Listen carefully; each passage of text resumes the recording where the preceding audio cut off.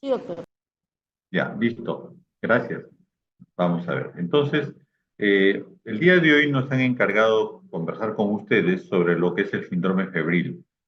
Claro está que la fiebre es un síntoma y un signo, ¿no? Es un síntoma, ¿por qué? Porque el tener alta térmica nos da sintomatología, nosotros sentimos la temperatura elevada y con ello hay signos asociados. Y es un signo porque lo podemos cuantificar, ¿no? Lo podemos medir. Desde el punto de vista de cómo se gobierna la temperatura corporal, es muy interesante. ¿Por qué? Porque la temperatura corporal está guiada, está monitorizada justamente por los músculos esqueléticos, ¿no? Los músculos estriados. Y por supuesto también interviene el hígado. Eh, Cuando hay ejercicio, justamente al tener el hecho de ser guiados, ser monitorizado por la temperatura por los músculos, esta puede elevarse, ¿no? Entonces, una fuente principal de la temperatura corporal, diríamos, que es los músculos, ¿no? Es la importancia. La otra parte es cuál es la temperatura normal de una persona.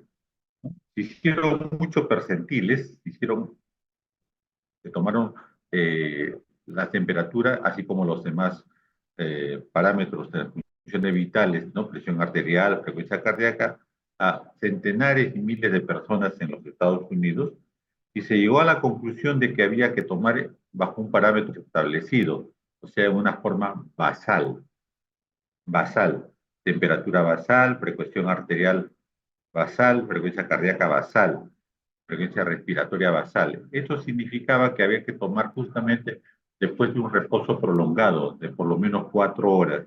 ¿Y cuál era el momento adecuado? Justamente en la mañana al amanecer y haber dormido por lo menos 4 horas, o sea, 6 de la mañana.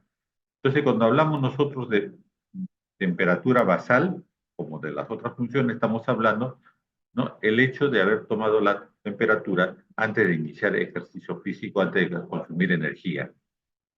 Y por lo tanto, tenemos tres fuentes de la temperatura: la temperatura oral, la temperatura axilar y la temperatura rectal. Eh, por razones anteriormente, estoy hablando en el siglo pasado, de tomar la temperatura a personas que estaban hospitalizadas y que los termómetros tenían un alto costo, entonces se tomaba la temperatura axilar. Pero hay una cierta variante. En la actualidad, acostumbramos a tomar la temperatura oral, que debe ser 36,8 más menos 0,4 grados centígrados. ¿Ya? Pudiera haber 37,2 a las 6 de la mañana y pudiera haber 37,7 a las 4 de la tarde. La variación de la temperatura también está en relación a la actividad física. La temperatura rectal que se toma en niños pequeños, en niños lactantes generalmente o en personas postradas, ¿no? Tiene más o menos 0,6 de la temperatura oral. Lógicamente ustedes me dirán en la actualidad que ya usamos los termómetros digitales. Entonces, hay una variante, ¿no? Pero siempre estamos hablando de la temperatura oral como un parámetro inicial para poder verificar si el paciente tiene alza térmica o no. Muy bien. Entonces, temperatura corporal, oral, temperatura rectal, y le decía en épocas anteriores en las que se tomaba masivamente en los hospitales la temperatura axilar. Pues bien, haciendo un recordaris de lo que es el mecanismo fisiológico del mantenimiento de la temperatura corporal, diremos que hay mecanismos que mantienen una constante de la temperatura, ¿no? Así usted esté en zonas de elevado calor, como son el trópico o la época de verano, o cuando ustedes estén en zonas con baja temperatura, los polos o zonas altoandinas con bajas temperaturas, nuestro organismo mantiene una temperatura constante. Y para mantener esa temperatura constante hay mecanismos. Hay mecanismos que conservan el calor, mecanismos que disipan el calor y mecanismos que aumentan el calor. Estos son mecanismos fisiológicos que el cuerpo utiliza para mantener una temperatura constante. Conservar el calor significa justamente tener una piel adecuada, un tejido celular subcutáneo adecuado. Estos elementos forman y constituyen un aislador térmico, ¿no? Una persona que tiene mayor amplitud del tejido celular subcutáneo, lógicamente estará más eh, valedero a ser un aislador térmico. Tenemos que tener en cuenta que la transferencia del calor, ¿no?, va desde el centro de nuestro organismo, a través de los plexos venosos, hacia las regiones papilares de la piel, y esta se difunde a través de la misma y el tejido celular subcutáneo. Todo esto hace que se conserve el calor. Un momentito, por favor. Un momentito para ver que ingresen.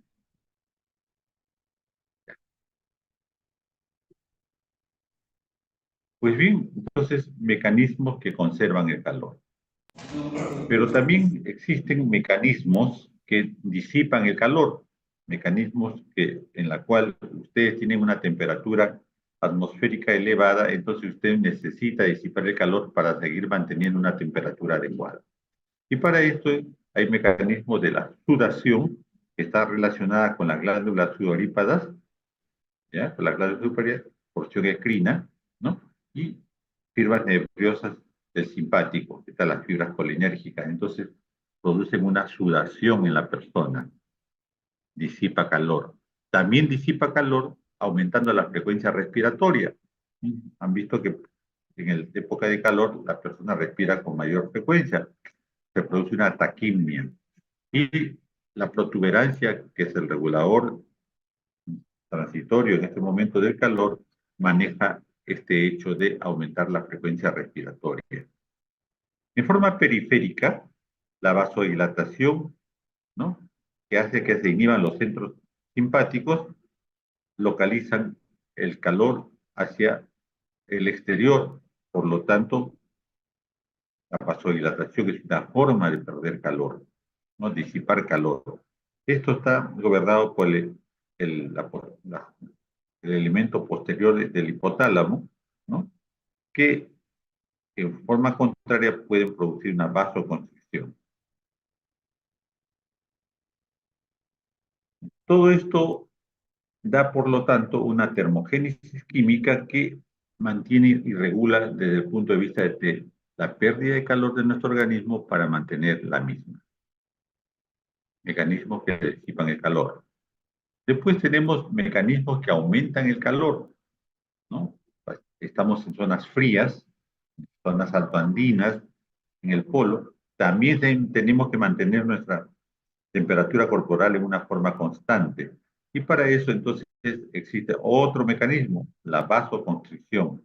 Esto a nivel de la piel del organismo, ¿no? Nuestra piel, habrán escuchado ustedes, se pone una piel de gallina con el frío tremendo, los pelos, dicen, se me paran, en este caso los vellos se erizan, los vellos, ¿no?, y se produce una piloerección, y por lo tanto, una forma de disipar calor es la que existe en ese sentido.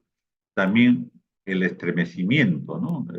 El estremecimiento necesita aumentar el calor de mi cuerpo, que el frío atmosférico es elevado, entonces se produce un estremecimiento, haciendo que por lo tanto exista una excitación simpática que produce calor. Otra forma indirecta de producir calor es la estimulación de la producción de la hormona tirosina a partir de las glándulas, ¿no?, tiroideas. Ya vamos a ver otra forma más adelante. Entonces, se disipa el calor en ese sentido. Todo esto conlleva a que nosotros tengamos una constante de temperatura de 36,8 más o menos 0,4 grados vía oral, y que mantiene nuestro cuerpo en tal forma que se puedan producir todas las ecuaciones bioquímicas del metabolismo.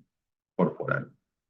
Cuando esto no sucede, cuando la temperatura se eleva por encima de las temperaturas fisiológicamente hablando, entonces se produce alteraciones de la misma, alteraciones de la temperatura corporal.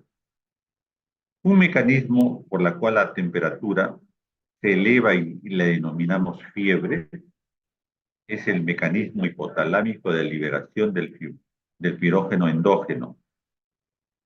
Mecanismo hipotalámico de la liberación del pirógeno endógeno. Esta es la forma principal y más importante en la producción de la fiebre. Este mecanismo ha sido revisado y por lo tanto es el principal para decir que el paciente tiene fiebre. Y ahora lo vamos a revisar adelante. Pero existe otro mecanismo por la cual la temperatura sin ser fiebre puede elevarse, alza térmica. Y esto es debido al mecanismo de estimulación directa de los termorreguladores periféricos. Esto da como resultado, ¿no?, la fiebre, pero es por la disminución de la pérdida de calor y la conservación o aumento de la temperatura corporal. Esto se da generalmente en elementos endocrinológicos, endocrinos, como es el hipertiroidismo y el feocromocitoma. En este caso no existe pirógeno endógeno, no existe proceso inflamatorio. Es netamente por estímulo directo de los termorreguladores periféricos. Un tercer mecanismo por el cual la temperatura puede subir y no es fiebre está relacionado con el sistema central de termorregulación inducida por transmisores neurohumorales. La adrenalina, la noradrenalina y la serotonina, catecolaminas que ustedes conocen desde el punto de vista bioquímico, su secreción de la misma puede producir aumento de la temperatura corporal. Y por lo tanto, estamos ante un mecanismo relacionado con el sistema central de termorregulación, inducida por transmisores neurohumorales. Pues bien, vamos a revisar fisiopatológicamente el mecanismo anterior que les hablé sobre, ¿no?, el mecanismo hipotalámico de liberación de pirógeno endógeno. Vamos a revisar, vamos a hacer un algoritmo, ¿no?, pirógeno endógeno. Vamos a ver cómo se produce entonces la fiebre. Primeramente, para que haya fiebre tiene que haber una noxa, una agresión externa hacia nuestro cuerpo. Y por lo tanto, a estos agresores no se le denomina pirógenos exógenos. Pirógenos exógenos. ¿Qué pueden ser? Agentes infecciosos, ¿no?, virus, bacterias, hongos. Todos ellos pueden comportarse como agentes infecciosos y por lo tanto, ¿no?, estos pirógenos exógenos secretan toxinas y activan rápidamente los mediadores de la inflamación.